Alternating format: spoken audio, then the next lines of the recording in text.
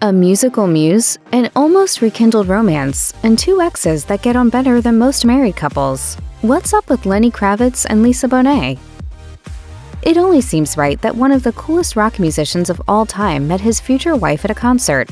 Lenny Kravitz met the Cosby Show actor Lisa Bonet following a New Edition performance in the mid-1980s. Kravitz was actually engaged to someone else at the time, but their electric connection was too strong to ignore. Despite their instant bond, Kravitz admitted in his memoir, Let Love Roll, that his first words to Bonet weren't charming. According to the musician, he told Bonet, "I like your hair."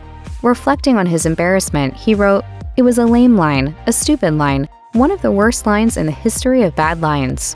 Kravitz's first-time nerves didn't faze the actor, and the two became friends instantly. While his relationship with Bonet wasn't romantic at first, Kravitz's then-fiancé sensed something more between the friends, so she and Kravitz split, according to Page 6. Kravitz doesn't appear to have regrets about how his relationship with Bonet evolved, writing in his memoir, "Well, I guess we went where we went, so I guess it was okay." For many couples, romantic relationships start with, romance. But for Lenny Kravitz and Lisa Bonet, their relationship had a foundation in friendship first.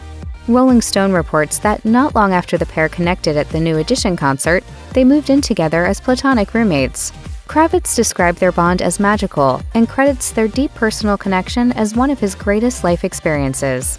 In 1990, the "Are You Gonna Go My Way" singer told Spin, "Usually when you meet somebody you like right from the beginning, there's that whole infatuation thing and the dating thing and do I look good thing.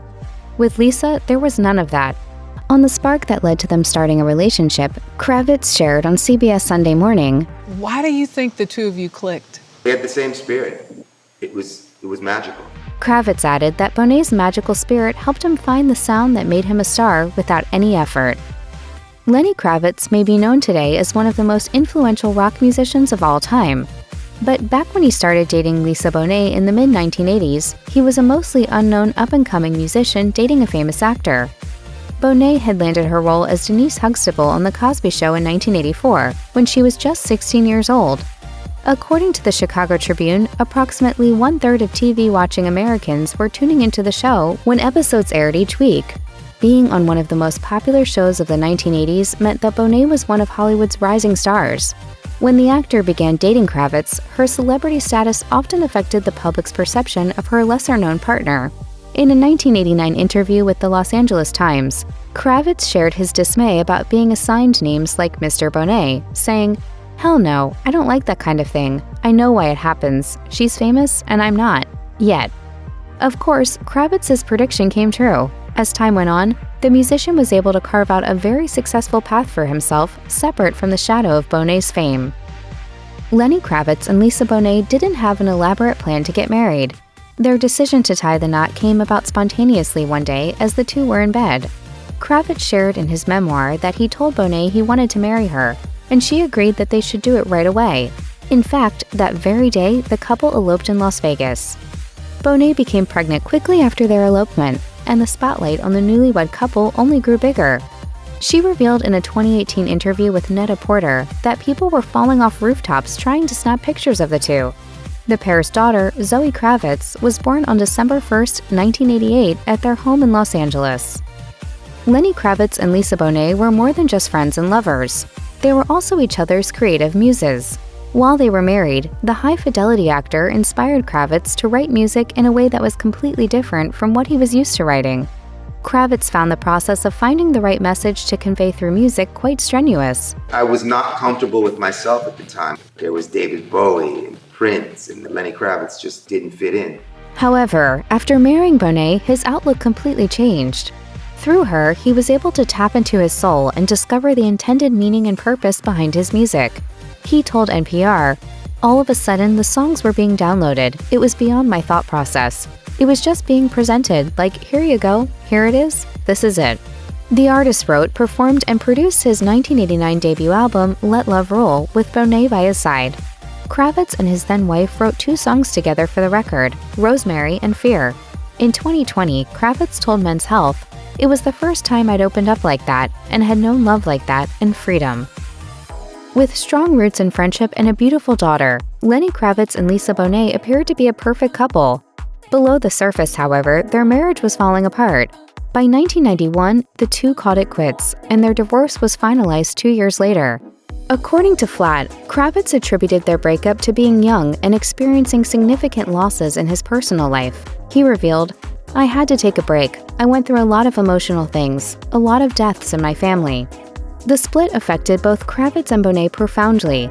In a 1995 interview with Rolling Stone, Kravitz revealed that the period of his life after divorce was painful, explaining he was a zombie consumed by his own sadness and grief. He shared, "For like 6 months, I only slept for 2 hours a day, from 4 a.m. to 6 a.m.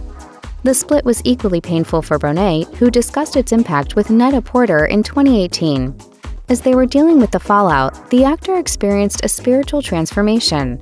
She tried her best to spare her young daughter any bitterness that could have come from the breakup, explaining, "I didn't want to pass on those heirlooms and this fresh wound of a divorce to Zoe." Do you and the baby hang out with Mr. Kravitz and spend time together, the three of you, every now and then? After Lenny Kravitz and Lisa Bonet divorced, the singer channeled his heartbreak into the only medium that felt right, his music. In 1991, he released his second album, Mama Said, which he dedicated to Bonet, according to the Washington Post. The record included several songs touching on the ups and downs of their whirlwind love. Considering the record went platinum, it seems Kravitz's pain and longing went to good use.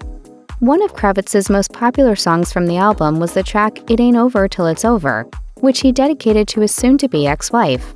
Kravitz wrote the song in hopes that the two could settle their differences and rekindle their bond. He told Jet in 1991, "As long as we're living and breathing, you never know what the next move is going to be." He elaborated to the publication that while a situation, relationship, or outcome may seem permanently over, time can change things and hope will always be there. Quite a few years later, in 2018, Kravitz discussed the inspiration behind the song with Rolling Stone, saying, "It was my belief that it ain't over till it's over. There's always a chance we can pull this together and make this happen. It didn't go that way, but that was the song." And while Kravitz and Bonet never reconciled romantically, the pair remained friends afterward, primarily for the sake of their young daughter. One thing Lenny Kravitz and Lisa Bonet refused to do was let the emotional baggage of their separation bleed into the life of their daughter. At the time of their separation, Zoe Kravitz was just 2 years old, and both Kravitz and Bonet wanted to ensure that she had two supportive, loving parents in her life despite their differences. The singer opened up to Oprah's Masterclass in 2013 about the significance of becoming a parent with Bonet. He said, We were very young, and it was wonderful, and we had Zoe. As Zoe grew up, the pair worked on giving her a normal upbringing. After Kravitz and Bonet divorced, she lived with her mom in Topanga Canyon in Los Angeles until she was 11, according to Complex. Zoe then traveled to Miami and lived with Kravitz, who was busy touring and making music through most of her childhood. While discussing that transitional period, Zoe revealed to Rolling Stone, "That was a massive change, going from this really quiet house in Topanga, just me and my mom, to my dad's life, which was very busy. Lots of people, lots of assistants." Lenny Kravitz and Lisa Bonet made sure to keep their relationship on good terms. But somewhere down the line, the pair ended up becoming best friends all over again. Kravitz revealed his thoughts on this pleasant turn of events on Oprah's Masterclass. It's interesting because that's how the relationship started. But it makes you feel really good when you can do that.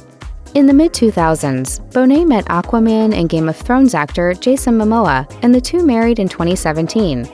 Bonet and Momoa have 2 children, who are a huge part of the blended family that includes Lenny and Zoe Kravitz as well. Bonet told Netta Porter in 2018, "It's fantastic. It's full-on family love." Additionally, Lenny Kravitz has managed to keep a strong relationship with both Momoa and Bonet. Their healthy communication actually helped the exes' connection blossom. Kravitz told The Times in 2019, "Lisa and I put the work in, and we took the time so that we could become best friends again. Our families are blended. I love her husband, Jason Momoa. He's like a brother to me." Despite the fact that Momoa and Bonet divorced in early 2022, Kravitz and Momoa still remain close friends. Kravitz told GQ, "Bonet's 2 exes share many similar interests, including a love for instruments. They're also both into motorcycles, Airstreams, and even design." On March 11, 2022, the singer shared a picture on Instagram of both him and Momoa on motorcycles together, with a caption that read, "Ride or die, brothers for life."